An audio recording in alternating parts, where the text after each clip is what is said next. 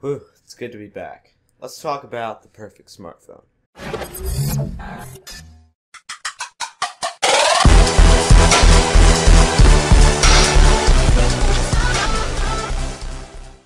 Okay, sorry, it's been like 3 weeks or something like that.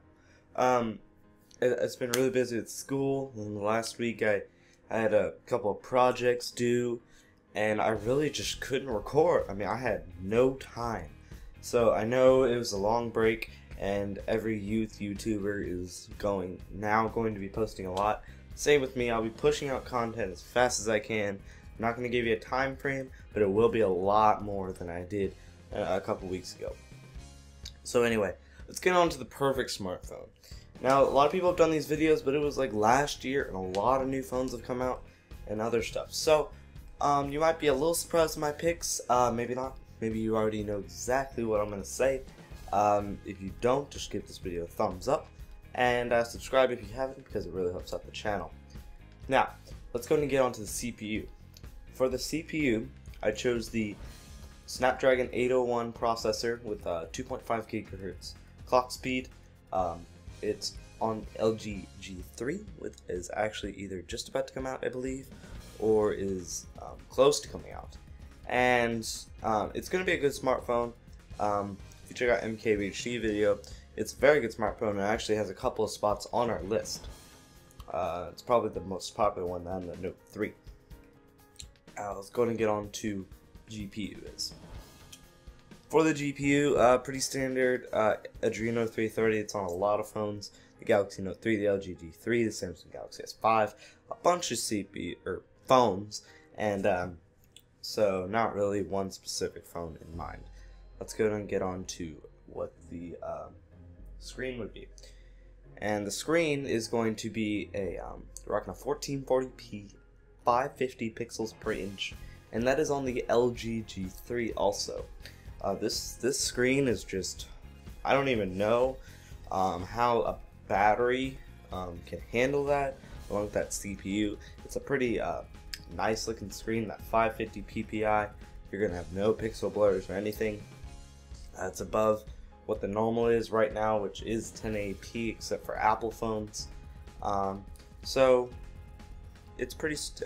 It'll probably be a standard for phones in a couple of years. Let's go ahead and get on to what the network will be. So we're gonna do 4G LTE. Typical. So I'm gonna be looking over my screen because I didn't want to have a printed script. I'd rather just turn away and go like that. So anyway, next is the RAM. We're gonna rock 3 GB of RAM because why not? And you're gonna need that for your 1440p screen. And that is on the Galaxy Note 3 and the LG G3. Let's get on to what the camera would be. The camera is going to be rocking a 13 megapixel 4K video camera, and that is going to be on the Galaxy Note 3 and the LG G3. And these cameras are great. A lot of people thought I would choose the Windows Phone one, Lumia something. I don't even know what it is. But I would prefer to have that 4K video and not have that many megapixels, even though that is a quite nice camera. It's a little outdated now. Well, not really. Not outdated. It's just kind of like, okay, it's got 42 megapixels. It's not, but it doesn't shoot great video. It just shoots normal 1080p video. So yeah, let's go and get on to what the build material will be. I like the metal unibody. I also like the leather feel on the Galaxy Note 3, but I went ahead and went with the metal build of the iPhone 5s and the HTC One. Both about comparable. They both have that nice hard looking metal look. For the battery, we went with the 32 milliamp hour battery on the Galaxy Note 3. The reason I chose that one is because it's the biggest one, and you're gonna need the biggest battery you can put in the phone, and right now the best battery out is still the Galaxy Note 3 at 32 milliamp hours. It's very comparable to the LG G3. Next, for a little added feature, we're going to add a fingerprint scanner and a stylus. The fingerprint scanner is coming from the iPhone 5s. Yes, I do know it's on the Galaxy S5, but I think Apple did a little better job, and it's a little more ergonomic than the S5.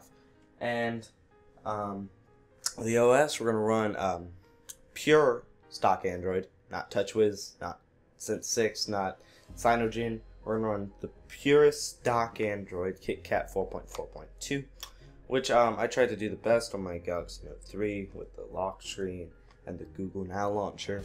But this is going to be the purest stock Android on this phone. The charger, not a lot of people mention this, but I do like the USB 3.0 port on the bottom of the Note 3.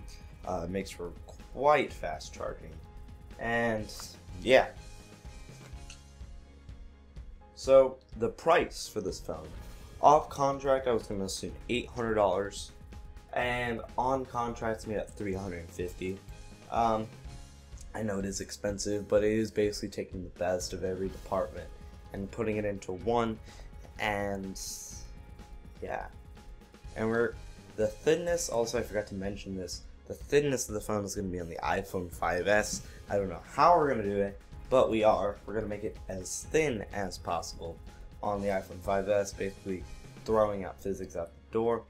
And yeah, that's it. So thank you guys for watching. If you want to see any more videos, click down on my channel, check all the videos out, check out all my PC builds and all that. Once again, I'll be putting out a lot more freaking videos. If you have any ideas, drop the comment down below, and I'm going to start a new thing at the end of my videos, so if you're watching, you'll be able to know this. I'm going to ask a question in the comments, and you're going to comment back with the answers, and the first one to answer it gets a shout out at the end of my next video. So this question is clear a color? Answer down below. I'll have the answer for you next video. And anyway, I'd like to thank you guys for watching. Thanks for your 120 subs. And yeah, thank you guys for watching. And as always, have a good day.